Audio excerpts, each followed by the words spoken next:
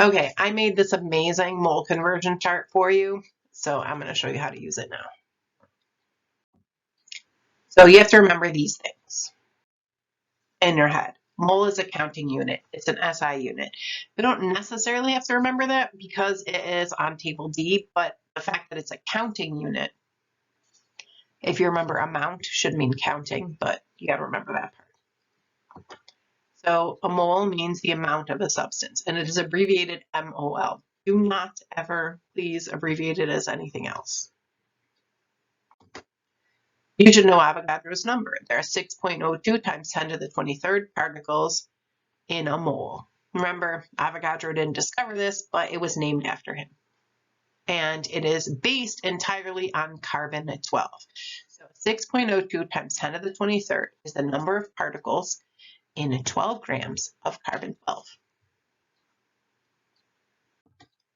Molar mass, that's the mass of 1 mole of a substance. We also call it gram formula mass. We also call it formula mass, and its units are grams per mole. You should know that 1 mole of a gas at STP. STP stands for standard temperature and pressure. You find that on table A, is 22.4 liters. That is the volume of a gas, any gas, at STP. Okay, if I have 1 mole of it. So if I have a mole of a gas at STP, I know its volume, 22.4 liters. That's it. Coefficients equal mole ratios. We did that with balancing. So this coefficient, this 2 means there are 2 moles of H2. This does not have a coefficient, so it's 1 mole. In balanced equations, the coefficients need to be in the smallest whole number ratio, so you have to check that. Reduce if you need it. The substance you run out of is called the limiting reactant. Why? Because it limits the amount of product that can be produced. So we use the limiting reactant when doing mole problems. What is the mole flow chart? Well, it is my gift to you. What does it look like? Whoa, looks like this. Okay, a lot of information. We can only move following the arrow. So if I have volume milliliters of a substance and I want to get to the volume of the second substance, I got to go 1 arrow at a time. First, I got to use density to change to mass. Then I use molar mass to change to moles. Then I use the mole ratio to change to moles of the other substance. Okay, so I have to do a lot of steps to get there. Okay. You have to work step by step, arrow by arrow. You can't skip an arrow, okay? And the information you need is on the arrow. So that's what you need to do that conversion. You also have some printed conversion factors in the classroom that you can use if you prefer those. Obviously, you don't get either of these on the exam, but these are tools in order to get better at it. So let's practice. All right, here's an equation, balanced. It's decomposition. I'm starting with one thing and being broken down into multiple things. I'm given the mass of N2, and I need to get to the grams, the mass of NaNA3. So I have to go first to moles of N2, then to moles of NaN3. Then I can get to the mass of NaN3. So let's go through it. Ready? Write what you're given. Put it over 1. I know that I need to cancel out grams of N2. So that has to go in the bottom. How many grams? Well, I need the gram formula mass. So that's what I just put up here. How did I get it? Well, the gram formula mass of N is 14. 14 times 2 is 28. So that's 28 grams per mole. If you can see, the next step I need to get from moles of N2, that's what I'm at right now, to moles of NaN3. How do I do that? I use the mole ratio. So I need to get rid of moles of N2 and change it to moles of NaN3. I look at coefficients from the balanced equation to do that. Now I'm at moles of NaN3, but I need grams. So I need the gram formula mass of NaN3. I add up all of those atomic masses from the periodic table, all those molar masses.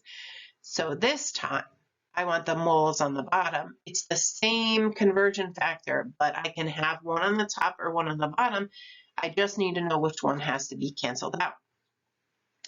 How do I solve this? I do 0.38 times 1 times 2 times 65.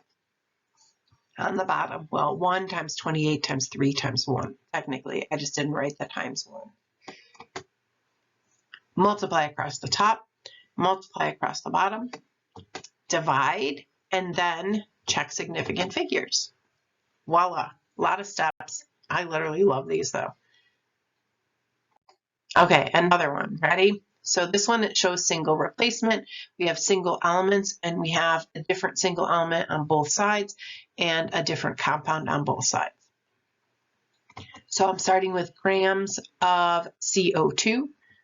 I need to go to moles of CO2, to moles of Fe, to grams of Fe. So let's start. Write what you're given. I need the gram formula mass to go to moles, so I calculate that.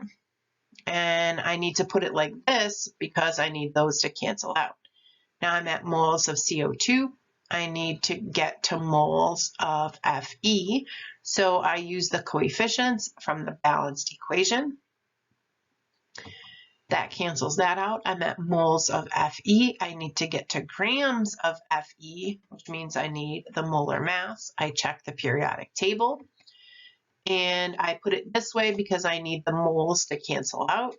What does that equal? I multiply everything across the top times everything across the bottom. I do those separately. So multiply everything across the top.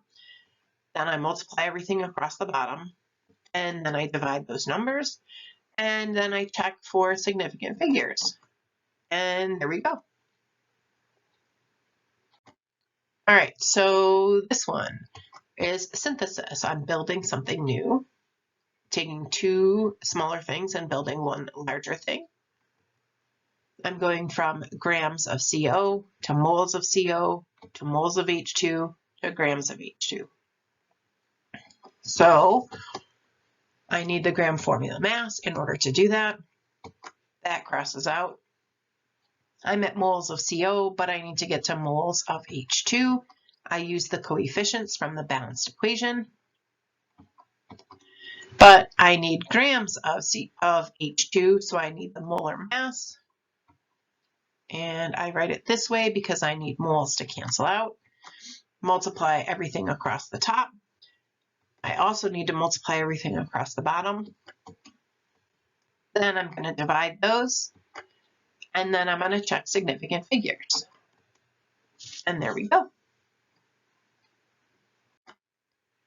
All right, so here's one that is not grams to grams. So this one, first of all, is synthesis. But I have liters of H2, and I want to get to liters of O2. Now, it does tell me it's at STP, so I can do this. I need to go from liters of H2 to moles of H2 to moles of O2 to liters of O2. So set it up like this. Liters of H2, and I need to know this fact, that 22.4 liters is 1 mole. So 22.4 liters is 1 mole.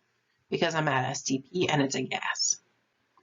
Now I need to go from moles of H2 to moles of O2. Now from moles of O2 to liters. And again, 1 mole is 22.4 liters. This cancels out. And I multiply all the numbers that are across the top. And I have to multiply all the numbers that are across the bottom. I get an answer across the top divided by an answer on the bottom. And then I divide those numbers and check significant figures. And there we go. Voila. Now you have to practice. The only way to get good at this is to do it yourself. And that is the mole conversion chart, my gift to you. I hope it helps. And I hope that you learned something new today.